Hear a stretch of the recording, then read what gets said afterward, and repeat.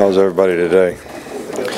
Hope everybody had a great summer, and we're certainly excited to be, back with our team, back to work, being able to practice, and looking forward to the challenges of, this season. And I think it's important for players to understand the time is now. Everything you do all year long, off-season program, spring practice, summer conditioning, running stadium steps, is in preparation of the next 4 or 5 months. And I think that for this team, the challenge is sort of to resurrect, our identity in terms of what we want Alabama football to be.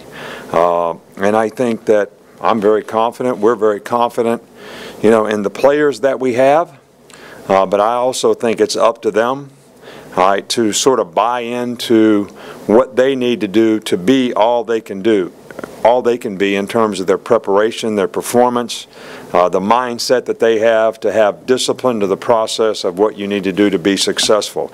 And I'm talking about intangibles now. I'm talking about giving effort, finishing plays, mental and physical toughness, things that I thought started to show up a little bit that were not necessarily beneficial to our success. So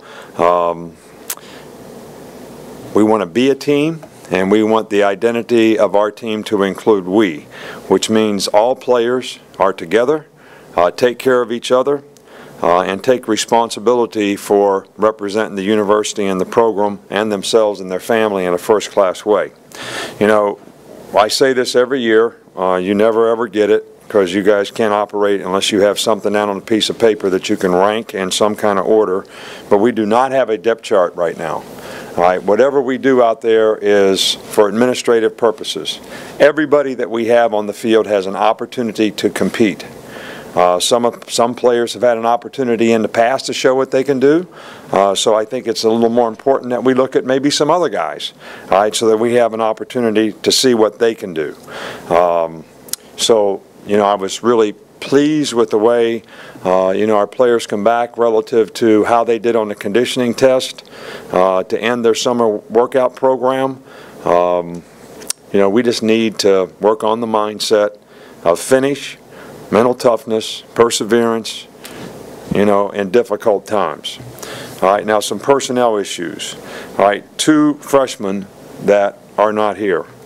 Bo Scarborough. All right, we have an appeal in place because he is very close to qualifying. That will take some time. We will have a plan here at his high school to try to do the things that he needs to do to finish and be able to qualify, and our goal is to get him here in January. All right, Montel McBride did not qualify and will be placed in junior college. A couple of our players, Leon Brown has an injured foot, and he probably, even though he's rehabbing extensively and able to do some things, he will probably be limited for some degree in practice for at least 2 more weeks.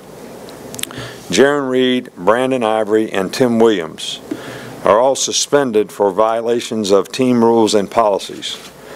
Each guy can return to the team on completion of the requirement of what they have to do relative to their suspension. All right, and I have no date, all right, that I can give you that's going to be completed. So our focus here, we have a lot of good players, a lot of good people in our program, a lot of guys that really do a lot of good things on and off the field, and we're certainly focused on those guys that we have here to develop them to be the best players that they can be, because they've demonstrated they're willing to do the things they need to do, and football is important enough to them to do the things they need to do to have a chance to be successful. So, questions? I was just going to ask about Eddie Jackson. He had the knee injury just a few months ago, and he was out there today. Are you encouraged by what you've seen and kind of his timetable going forward? Yeah, Eddie's doing really, really well. He's had a really successful rehab over the summer. He's limited in how many reps. We kind of have him on a little bit of a pitch count as to what he's going to do. And, with these guys, it's always about, okay, how much can they do before they start to get sore or before they start to break down relative to where they are. And, you know, we'd like to just not push the envelope too far that we get to that point.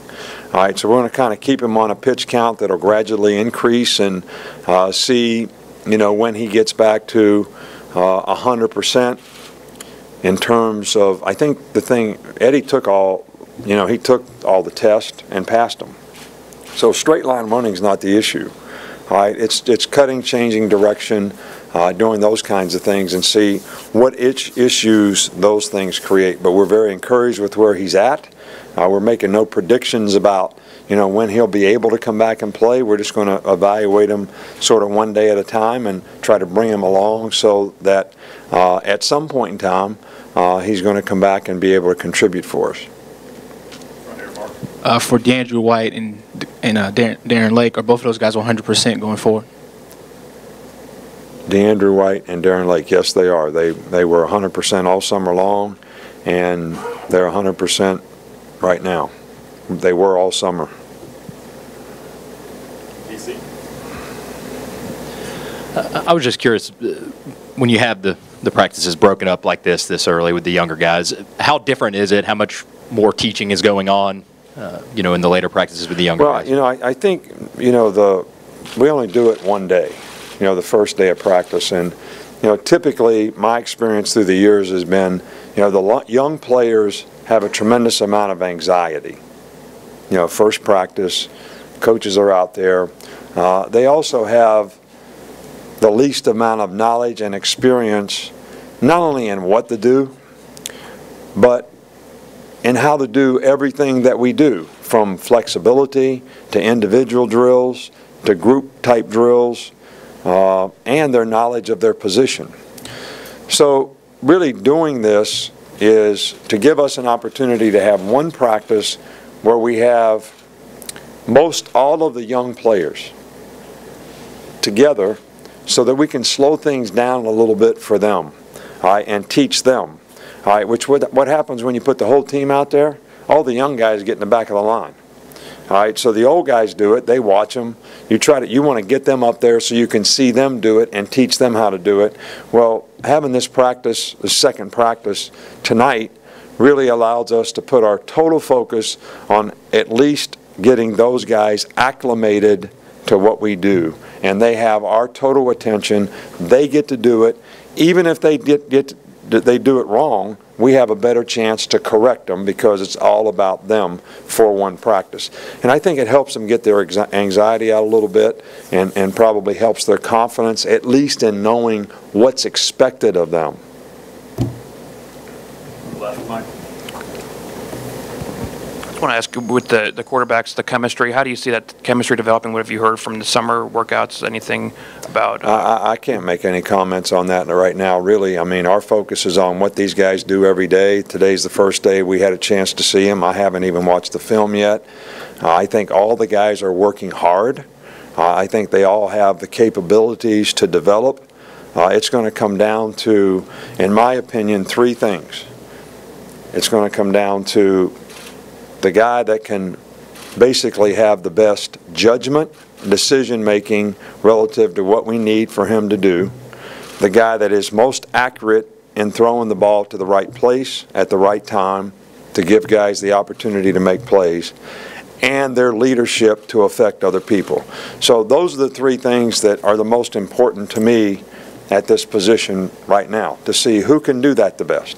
Now, does that mean the biggest guy that's the fastest guy that has the strongest arm? No, it doesn't mean that. It means exactly what I said.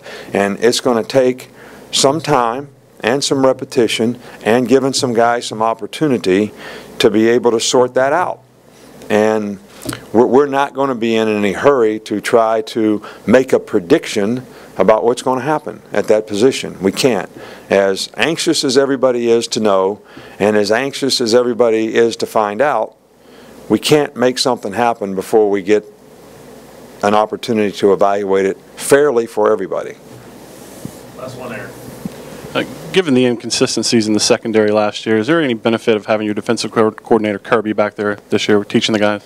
We know Kirby's a very good coach. He coached the secondary for us at LSU and at the Dolphins, and here for a couple years. And I don't think that the issue last year was necessarily coaching, although I do think Kirby is a very, very good coach and contributes to our entire defense in a very positive way. Being the defensive coordinator, I think he affects all the players in a positive way.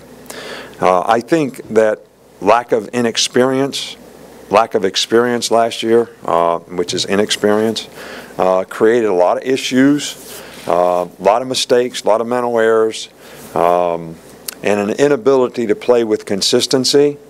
But actually, when you look out there this year, we seem to have, even though we lost a few players, more guys that have more experience. And I know those were some painful times that we all had to go through, but I think that those guys are more confident, and I think they can be more consistent this year. And I think we have the addition of a few young guys that are really talented that are going to be beneficial as well. Last year we had the most inexperienced group of people in the secondary that we have ever had in terms of playing their position. Thanks, Coach. All right, thank you.